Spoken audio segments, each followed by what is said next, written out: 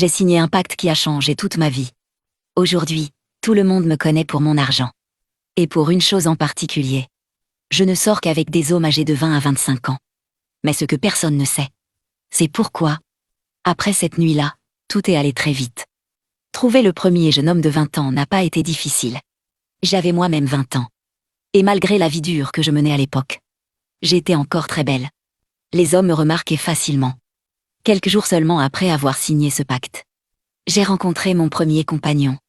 Il s'appelait Lucas. Il avait 20 ans. Il était gentil, simple, plein de rêves. Comme moi à l'époque.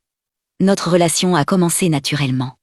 Et presque immédiatement, ma vie a commencé à changer. Au début, ce n'était que de petites choses. Des opportunités inattendues. Des rencontres étranges. Puis, un matin, quelque chose d'impossible est arrivé. La femme chez qui je faisais le ménage m'a appelé dans son bureau. 1 mois plus tôt, cette femme me traitait comme si je n'étais rien. Elle me parlait à peine. Et pourtant, ce matin-là, elle m'a regardé avec un sourire.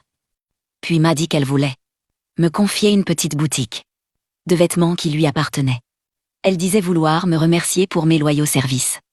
Je n'ai jamais compris ce qui avait changé dans son esprit. Mais j'ai accepté. Et c'est à partir de ce moment-là que tout a commencé. La boutique a marché immédiatement. Puis j'ai investi dans autre chose. Puis dans autre chose encore. L'immobilier.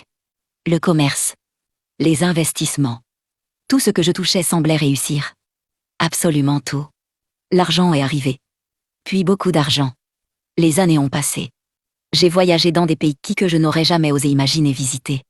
J'ai construit des entreprises. J'ai bâti un empire. Et pendant tout ce temps, le pacte continuait. Tous les 5 ans, je quittais un homme de 25 ans. Et je recommençais avec un autre jeune homme de 20 ans. Encore.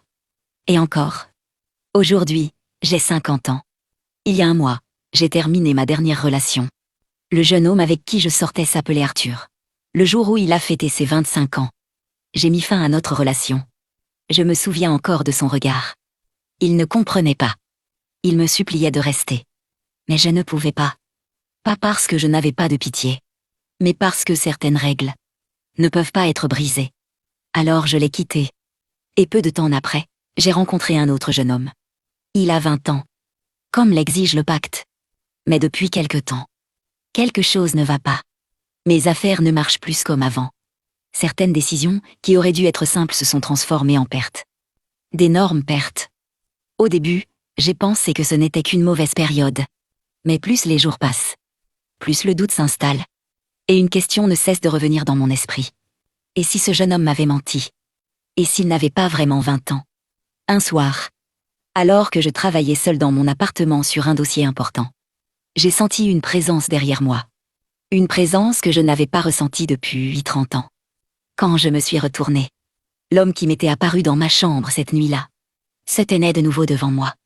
Et son regard n'avait rien de rassurant. À suivre. Abonne-toi pour suivre la suite. Kelly Gay.